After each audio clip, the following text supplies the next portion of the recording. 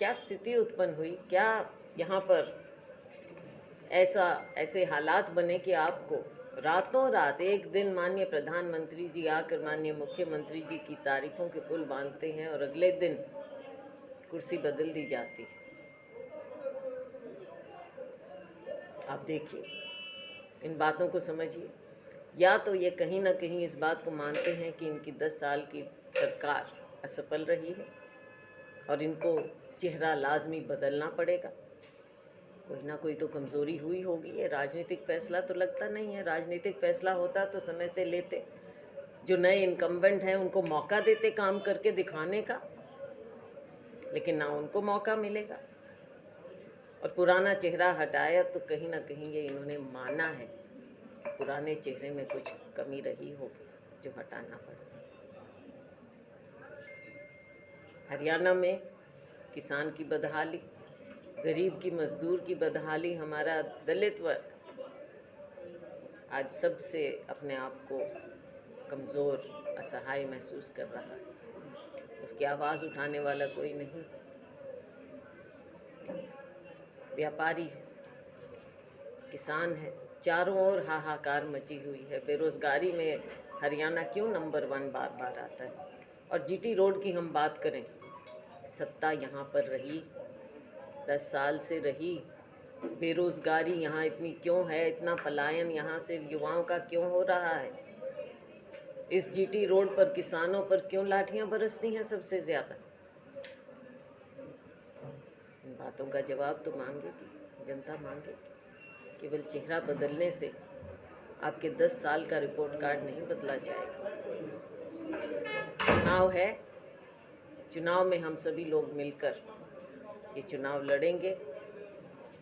10 की 10 सीटों पर कांग्रेस का कार्यकर्ता पूरी मजबूती से ये लड़ाई लड़ेगा और हमें विश्वास है, लोकतंत्र में विश्वास है, कांग्रेस पार्टी की नीतियों में विश्वास है, अपने नेतृत्व पर विश्वास है, राहुल गांधी जी की मेहनत पर विश्वास है, खड़गे जी के अनुभव पर विश्वास है, सोनिया जी की रहनुमाई पर विश्वास है और सबसे ज़्यादा हमें अपने लोगों पर, जनता पर विश्वास है।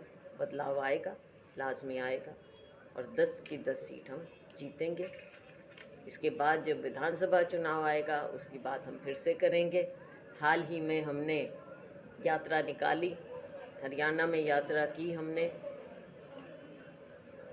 लोगों का उत्साह, लोगों का प्यार देखते बनता था। हर एक वर्ग सामने आया।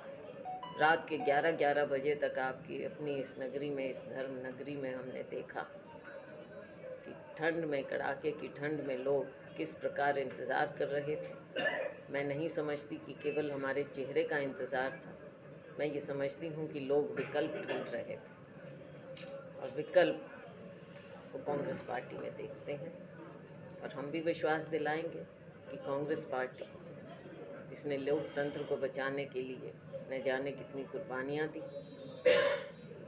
लोगों की आवाज़ बनी है, देश को आगे लेकर आई है। देश केवल 10 साल में नहीं, 10 साल में पिछड़ा ज़रूर है, आगे बढ़ने की बात हम नहीं कर सकते। नींव कांग्रेस पार्टी ने रखी, देश के लोगों ने रखी। हम सब मिलकर हरियाणा को भी, देश को भी आगे लेकर जाएं। मैडम जी, कांग्रेस पार्टी अरविंद केजरीवाल मामले में 2 तरह की बातें कर रही है। अब अरविंद केजरीवाल को गिरफ्तार किया गया, तो अब कांग्रेस पार्टी के जो बयान है तमाम नेताओं के उनके पक्ष में है। लेकिन जिस दिन शराब घोटाले का मामला दर्ज हुआ था, और शायद अजय माकन भी आपकी पार्टी में ही है, उन्होंने प्रेस कॉन्फ्रेंस की थी और कहा था कि ये 100 करोड़ रुपए का घोटाला हुआ है। ये अजय माकन ने प्रेस कॉन्फ्रेंस में कहा था और ये कहा था कि इस पैसे का दुरुपयोग आम आदमी पार्टी ने पंजाब में, गुजरात में वो जो विधानसभा के चुनाव हुए उनमें किया है। लेकिन आज इसी घोटाले से कांग्रेस पार्टी कह रही है घोटाला हुआ नहीं है। देखो, बात घोटाले की नहीं है, बात ये है कि किस प्रकार से लोकतंत्र में आप अपने राजनीतिक प्रतिद्वंद्वियों के साथ इस तरह का बर्ताव कर रहे हैं।